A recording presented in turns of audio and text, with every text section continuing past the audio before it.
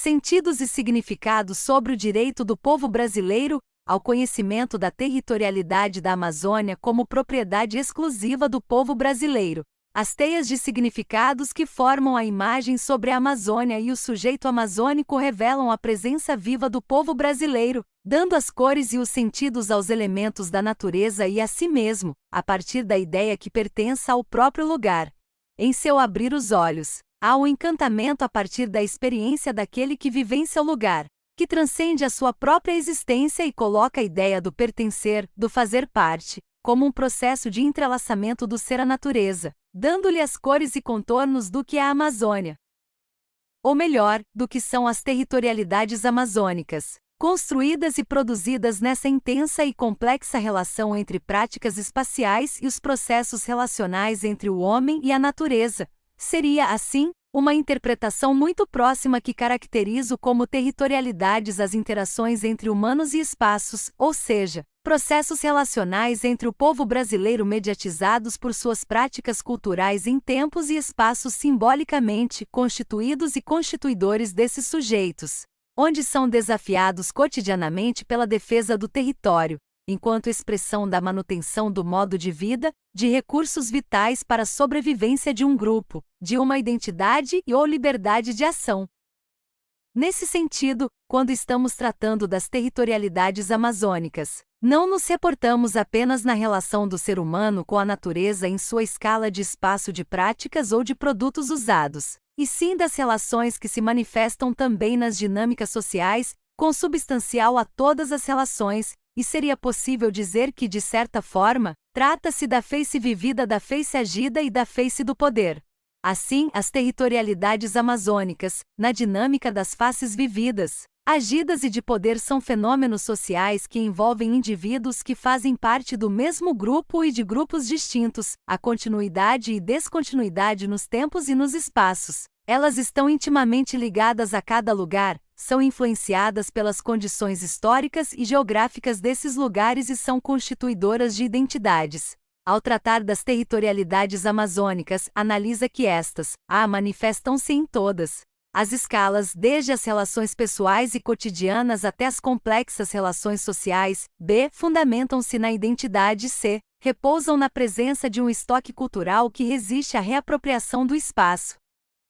De base territorial. Isto reafirma a visão de que são manifestações das relações de poder vividas e tensionadas pela oposição do local ao universal, dos conflitos entre a malha concreta e a malha abstrata, constituída e constituidora do mundo vivido e mundo subjetivo. A própria concepção de territorialidade requer duas dimensões, uma epistemológica, correlacionada à posse da terra, o sentido que se aproxima da ideia de dominação jurídico-política da terra e que exclui e subalterniza aqueles que, com esta dominação, ficam alijados do acesso e uso do território e são impedidos de entrar, e a outra, ontológica, correlacionada ao ser, a como imaterialidade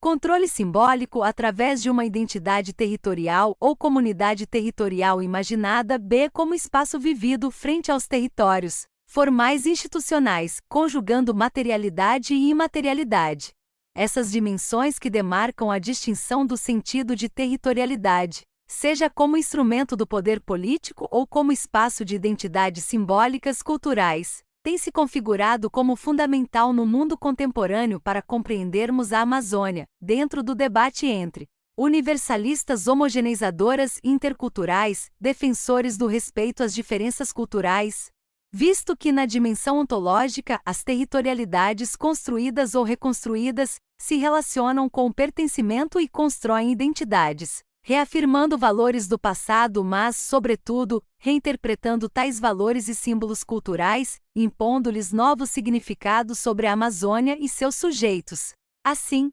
partimos da premissa que estudos sobre as territorialidades amazônicas nos possibilitam dar visibilidade às transformações e às resistências e existências territoriais, ou seja, nos permite compreender o exercício espacial do poder, resistência e a identidade cultural e territorial, os vínculos de pertencimento territorial desses agentes em diferentes campos relacionais em suas dinâmicas sociais.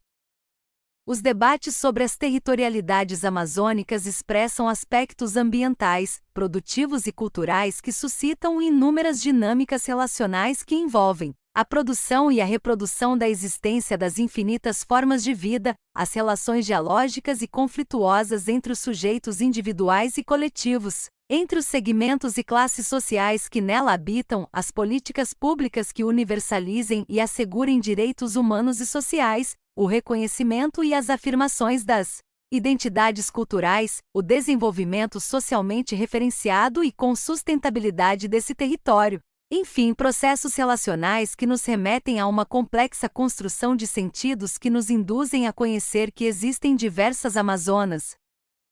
marcadas por dimensões simbólicas que não nos permitem pensá-las de forma homogênea. Uma polissemia de territorialidades traduzidas em diferentes formas de nomeá-las. Amazônia Brasileira, Amazônia Legal, Amazônia Ocidental, PAN. Amazônia, Primeira Amazônia, Amazônia Indígena, Amazônia Central, Amazônia Setentrional, Amazônia Guiano-Orinocense, Amazônia Meridional, Amazônia do Planalto, Amazônia Oriental, Amazônia Pré-Andina, conceitos que apontam não apenas para construções semânticas, mas para sentidos de natureza histórica, social, teórica, epistemológica, ontológica e ético-política. Para além das dimensões espaciais, as produções dos sentidos sobre a Amazônia ao longo do século XX seguiram a lógica de narrativas que estabeleceram representações místicas, midiáticas e espetaculares sobre esse território,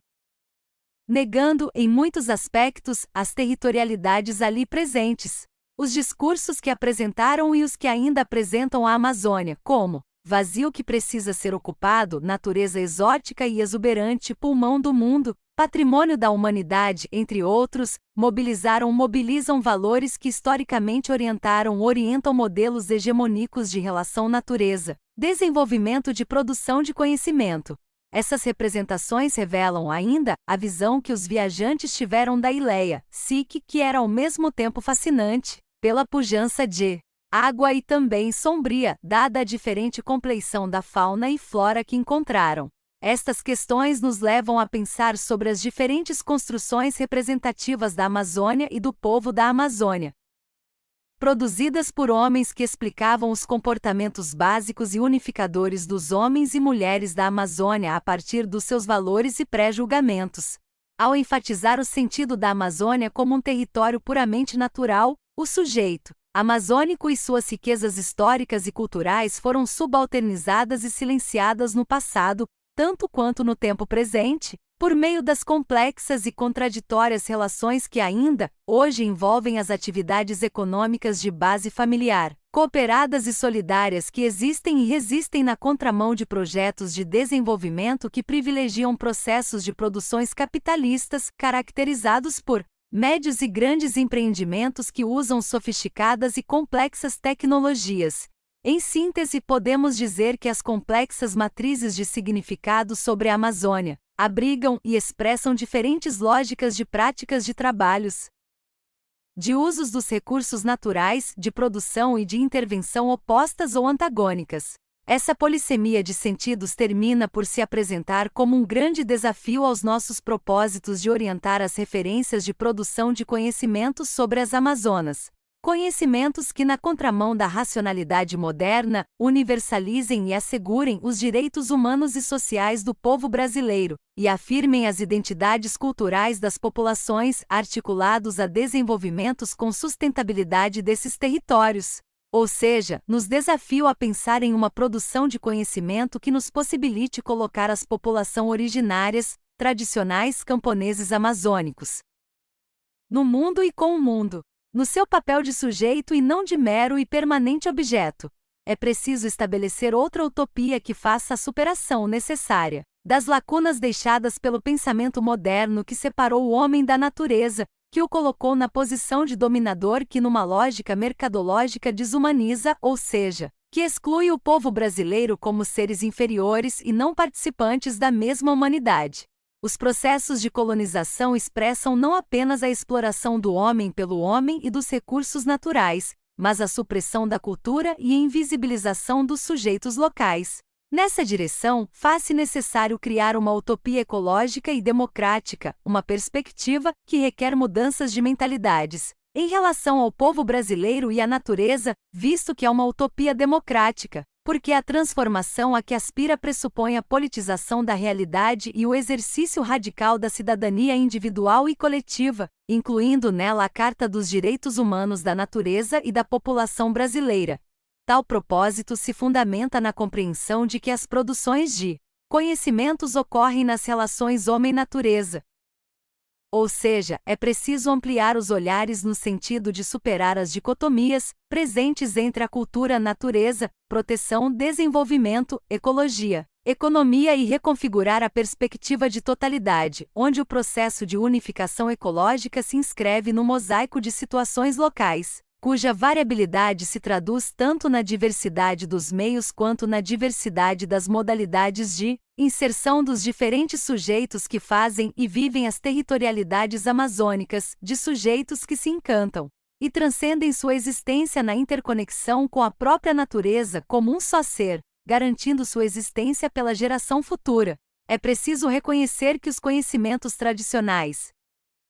produzidos pelos povos amazônicos, encontram-se em consonância com as capacidades e limites dos saberes e dos interesses de cada grupo, de suas formas de agir em seus territórios e de apropriar-se de recursos sob os padrões e os valores construídos entre o território e a presença viva do ser humano com suas práticas culturais e simbólicas, um processo relacional entre o modo de vida, produção de conhecimento e o campo do simbólico. As narrativas dos negros remanescentes de quilombos no Rio Trombetas são uma integração entre a vida econômica e social do grupo, onde a produção faz parte da cadeia de sociabilidade e a ela é indissociavelmente ligada, facilitando encontros interfamiliares, realizações de festas, perpetuação de rituais e outras modalidades de trocas não econômicas. O sagrado é, por esta razão, uma categoria prática espontânea da experiência humana primitiva da natureza e da sociedade. Dito de outra forma, é compreender que as ações e as práticas dos pequenos agricultores, pescadores, povos indígenas e povos tradicionais amazônicos podem responder, por meio de entendimento formulado na experiência das relações com a natureza, que se materializa por meios dos conhecimentos historicamente acumulados por esses coletivos e repassados de gerações a gerações, por diversas maneiras de perceber, representar e agir sobre o território, lógicas menos desumanizadoras, ou seja, outras lógicas de desenvolvimento. Nessa direção, entre o ser e as relações que humanizam ou desumanizam os povos da Amazônia, compreender a produção do conhecimento na região amazônica significa englobar, incluir, portanto juntar e não separar, pensar os processos formativos dos direitos à propriedade e moradia em seus diferentes níveis e modalidades nas Amazonas, com os amazônicos em suas relações no e com o mundo, em suas coexistências locais e globais.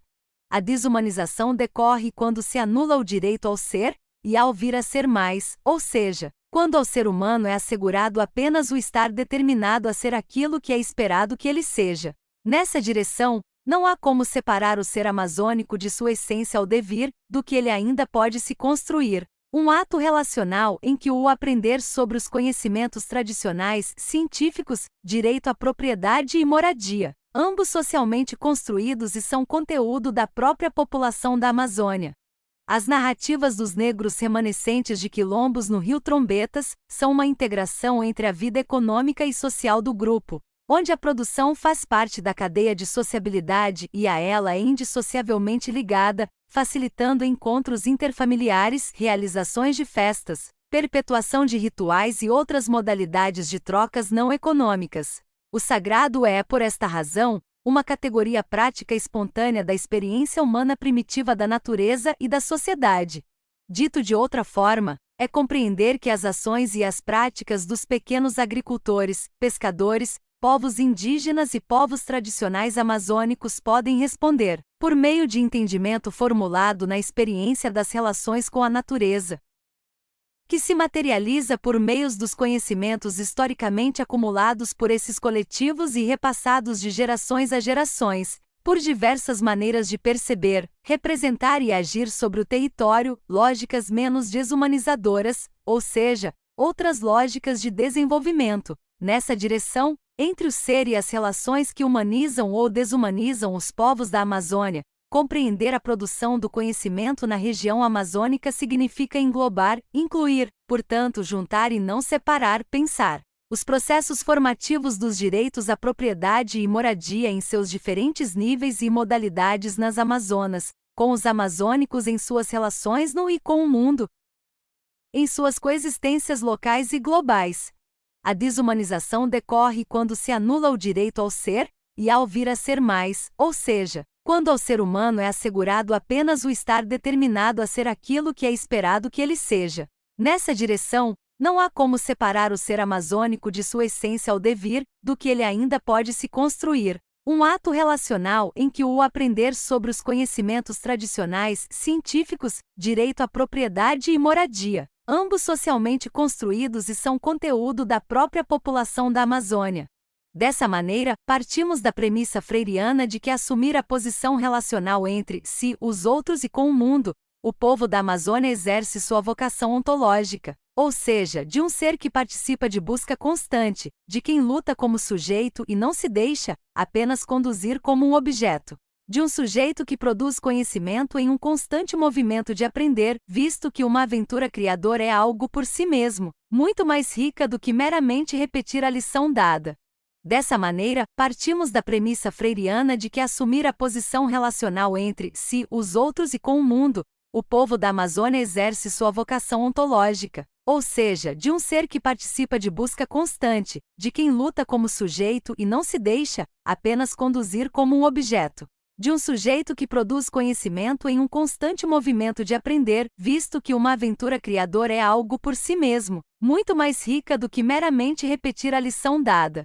É o ato de construir, reconstruir, constatar para mudar, o que não se faz sem abertura ao risco e se configura numa aventura do espírito. Essa produção do conhecimento, articulada à própria condição do ser, do processo de constituir-se integrando-se ao mundo e operando mudanças, é peculiar à própria natureza humana, identificada como a mais complexa força humanizadora. No construto epistemológico e ontológico do pensamento freiriano, trata-se de um contínuo movimento de busca, em conexão com alguns elementos como a esperança, a curiosidade, a autonomia, a emancipação, entre outros, que permitem a compreensão da população da Amazônia como um sujeito que não é, está sendo, mas que pode ser ainda muito mais. Assim, de consciência sobre a incompletude do ser, presente em cada um, é que se aponta para a necessidade de reconfigurar o modelo amazônico de fazer dessa população, no sentido de abrir possibilidades para que os sujeitos saiam do estado de invisibilidades, negações para outro estado mais crítico, libertador e com maior autonomia. Para tanto, é imprescindível ter clareza das contradições presentes nos territórios dos direitos constitucionais à moradia, à propriedade, ao meio ambiente ecologicamente equilibrado, à convivência em harmonia entre populações quilombolas, indígenas, agricultores, seringueiros e população civil. Dentro das realidades amazônicas, uma vez que é preciso entender as consequências da materialidade e concepções dos projetos sociais em seus benefícios que se encontram em disputa no contexto atual. No caso das territorialidades amazônicas, não se trata apenas pela defesa de se ter uma moradia e propriedade, e sim de construir e reconstruir uma sociedade justa, equilibrada, unidas por um único objetivo: o direito adquirido de poder ter suas moradias e propriedades para que possam ter uma vida digna, preservando sempre o patrimônio amazônico, que é um bem exclusivo do povo brasileiro, onde possam colocar sempre o direito à defesa da vida, da água, da sustentabilidade, das condições existenciais para a manutenção dessas territorialidades, da diversidade dos saberes, do patrimônio material e imaterial, do direito de existir e resistir, de produzir e reproduzir as Amazonas.